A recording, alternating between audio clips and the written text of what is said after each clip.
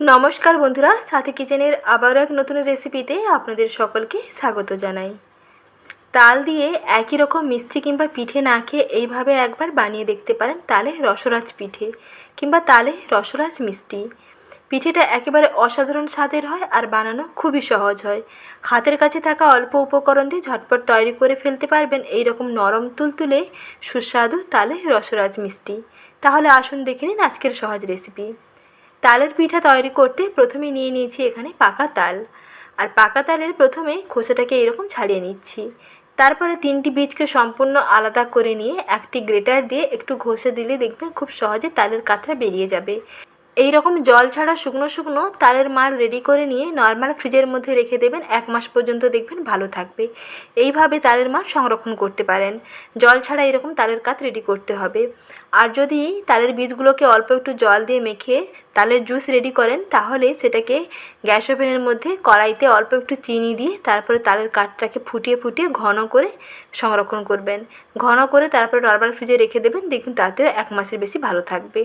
এইভাবে তালের কাঠ সংরক্ষণ করে নেবেন। তারপরে এখানে দেখুন নিয়ে নিয়েছি কড়াইতে তালের জুস। তালের জুসটাকে একটুক্ষণ ফুটিয়ে নিয়ে তারপরে দিয়ে দিচ্ছি ময়দা। ময়দা দিয়ে গ্যাসের আঁচটা একটু কমিয়ে দেবেন। গ্যাসের আঁচ একেবারে লোতে রেখে কিছুক্ষণ তালের জুসের সঙ্গে ময়দাটাকে রান্না করে নেব। তারপরে স্বাদ মতো 1 চিমটে লবণ এখানে দিয়ে দিচ্ছি। ময়দাটা যখন মোটামুটি একটু রান্না হয়ে যাবে তখন এর মধ্যে দিতে হবে সুজি। 1 কাপ ময়দা নিলে সেই কাপের হাফ কাপ নিতে হবে সুজি। হাফ কাপের একটু বেশি নিলেই হবে। মোটামুটি যতটা ময়দা নেবেন তার অর্ধেক থাকবে সুজি। সুজিটা দিয়ে আবারও ময়দা এবং তালের কাতের সঙ্গে ভালো করে মিশিয়ে নিচ্ছি। গ্যাসের আঁচটা একেবারে কমিয়ে রেখেছি। একেবারে গ্যাসের আঁচ কমিয়ে লো ফ্লেমে রেখে কিছুক্ষণ নাড়তে হবে। কিছুক্ষণ নাড়তে নাড়তে দেখবেন বেশ সুন্দর একটা ডোতে পরিণত হয়ে যাবে। তারপরে দিতে হবে স্বাদ মতন চিনি। চিনি দিয়ে আবার কিছুক্ষণ রান্না করে নিচ্ছি। চিনি দেওয়ার পরে দেখবেন মিশ্রণটা আগে থেকে একটু পাতলা হয়ে যাবে, কারণ এই চিনিটা কিন্তু গলতে শুরু করবে। আর এখানে 1 টেবিল চামচ দিয়ে দিলাম ঘি। ঘি দিয়ে আবারও সব কিছুকে ভালো করে মিশিয়ে কিছুক্ষণ এরকম রান্না করে নেওয়ার পরে দেখুন কালারটা বেশ সুন্দর চেঞ্জ হয়ে যাবে। বেশ তালটা দেখবেন বেশ সুন্দর পাকানো হয়ে যাবে। সুজি এবং ময়দাটা খুব ভালোভাবে রান্না হয়ে যাবে। কিছুক্ষণ এরকম নাড়তে নাড়তে দেখবেন মিশ্রণটা কড়াই থেকে ছেড়ে আসবে এবং একটা ডোতে পরিণত হয়ে আসবে। এই রকম নরম করে একটা ডো তৈরি করবেন। তারপরে গ্যাসের আঁচটা বন্ধ করে নিয়ে একটি ঢাকনা দিয়ে ঢেকে রেখে দিচ্ছি প্রায় 10 মিনিট। ডোটা দেখবেন বেশ সফট হয়ে যাবে। আর ডোটাকে যখন যে পাত্রে তুলবেন সেই পাত্রে আগে থেকে একটু তেল মেখে রেখে দেবেন। তারপরে মিশ্রণটাকে একটি পাত্রে নামিয়ে নিচ্ছি। তারপরে এই গরম অবস্থাতে মিশ্রণটাকে একটা চৌকো আকারে শেপ দিয়ে দিচ্ছি। এই রকম দেখুন একটু স্প্যাচুলা দিয়ে চেপে চেপে একটু চৌকো আকারে শেপ দিয়ে দেবেন। যেইভাবে আমি মিষ্টিটা তৈরি করছি এইভাবে করে মিষ্টিটা তৈরি করে দেখুন, খেতে দেখবেন অসাধারণ স্বাদের হবে। তালের একই রকম রেসিপি বারবার না খেয়ে এই রকম ইউনিক একটি রেসিপি আপনারা একবার হলেও ট্রাই করে দেখুন। একবার খেলে বারবার খেতে চাইবেন। তালের এই রসরাজ পিঠে একবার বানিয়ে দেখুন, খেতে দেখবেন দারুণ লাগবে, স্বাদ মুখে লেগে থাকবে। প্রথমে মিশ্রণটাকে একটু দেখুন এরকম বড় করে চৌকো আকারের শেপ দিয়ে নিয়েছি। তারপরে একটু ঠান্ডা করে নিয়েছি। তারপর একটা ছুরি দিয়ে এইরকম ছোট ছোট চৌকো চৌকো করে কেটে নিয়েছি। আর এইরকম একটু পুরু থাকবে, তাহলে পিঠেটা বেশ খেতে দুর্দান্ত লাগবে।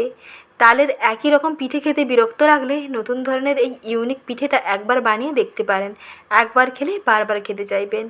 এখন তৈরি করে নেওয়া এই চৌকো পিঠেগুলোকে ডুবো তেলের মধ্যে ভেজে নিতে হবে। তার জন্য কড়াইতে সাদা তেল গরম করতে বসিয়ে দিয়েছি। তেল মোটামুটি ভালোভাবে গরম হয়ে গেছে। এখন একটি একটি করে পিঠে তেলের উপরে দিয়ে দিচ্ছি। প্রথমে একটি সাইড হওয়া পর্যন্ত অপেক্ষা করতে হবে। একটা সাইড যখন ভালোভাবে হয়ে যাবে তখন অপর সাইডটাকে উল্টাতে হবে। তার আগে কাঁচা অবস্থায় কিন্তু উল্টাতে যাবেন না, কারণ এটা তেলে দেওয়ার পরে কিন্তু প্রথমে একটু নরম হয়ে যাবে। যেহেতু এর মধ্যে চিনি দেওয়া আছে, কালারও কিন্তু খুব তাড়াতাড়ি লাল হয়ে যাবে, তাই গ্যাসের আঁচটা একটু কমিয়ে রাখবেন। গ্যাসের আঁচ একেবারে লোতে রেখে একটুক্ষণ সময় নিয়ে ভাজতে হবে, যাতে ভেতর থেকে খুব সুন্দরভাবে ভাজা হয়ে যায়। দেখুন একটা সাইডের কালারটা কিন্তু অনেকটা চেঞ্জ হয়ে গেছে। ঠিক একইভাবে আবার অপর সাইডটাকে ভেজে নিচ্ছি। এইভাবে উল্টে পাল্টে একটুক্ষণ সময় নিয়ে বেশ লাল করে মুচমুচে করে ভেজে নিতে হবে। যখন দেখবেন যে উপরটা এরকম মুচমুচে লাগছে তখন এগুলোকে তেল থেকে তুলে একটি প্লেটে সার্ভ করে ফেলুন। এইভাবে তালের ভাজা পিঠে তৈরি করেও খেতে পারেন। একই রকম তালের বড়া কিংবা তাল ফুলুরি কিংবা তালের পিঠেগুলো না খেয়ে এই ইউনিক টেস্টি তালের পিঠেটা একবার ট্রাই করে দেখুন। তালের এই রকম ভাজা পিঠে একবার খেলে বারবার খেতে চাইবেন, এর ভক্ত হয়ে যাবেন। এখন এই পিঠেগুলোকে চিনি শিরার মধ্যে দিয়ে দিতে হবে। তার জন্য কড়াইতে দিয়ে দিচ্ছি 1 কাপ চিনি আর দিচ্ছি 2 কাপ জল। 1 কাপ চিনি ও 2 কাপ জল এবং 2 থেকে 3টে এলাচ একটু থেতো করে দিয়ে দিলাম। তারপরে কিছুক্ষণ এইরকম নাড়তে হবে। আর এখানে চিনি শিরা একেবারে একতার বিশিষ্ট হবে না, আবার একেবারে পাতলা হবে না। হাতের মধ্যে নিয়ে একটু চেক করে নেবেন যে একটু তেলের মতন চিটচিটে লাগছে, তাহলে বুঝতে পারবেন চিনি শিরা একেবারে রেডি। আর আগে থেকে পিঠেগুলোকে ঠান্ডা করে নিয়েছি। ভেজে নেওয়া ঠান্ডা করে নেওয়া পিঠেগুলোকে এখন চিনি শিরার মধ্যে দিয়ে দিলাম।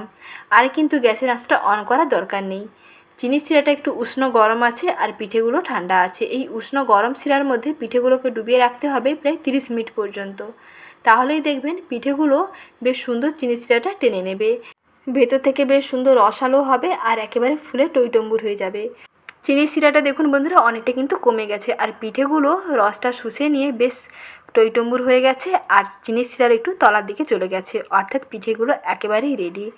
তালের রসরাজ পিঠে একেবারেই রেডি। এখন একটি প্লেটে সার্ভ করে নিচ্ছি। এই পিঠে একবার খেলে আর একবার খেতে চাইবেন, কারণ খেতে এতটাই দুর্দান্ত হয়। রসভরি এই তালের রসরাজগুলো মুখে দিলেই দেখবেন মিলিয়ে যাবে। একটি পিঠে ভেঙে দেখিয়ে দিচ্ছি ভেতর থেকে কতটা রসালো হয়েছে। মাখনের মতো নরম হয় আর ভেতর থেকে বেশ রসালো হয়, খেতে দারুণ লাগে। আর বানানো দেখলাম কতটাই সহজ। তাহলে আর দেরি না করে তৈরি করে ফেলুন। আর রেসিপিটি ভালো লেগে থাকলে লাইক, শেয়ার এবং সাবস্ক্রাইব করুন। ধন্যবাদ।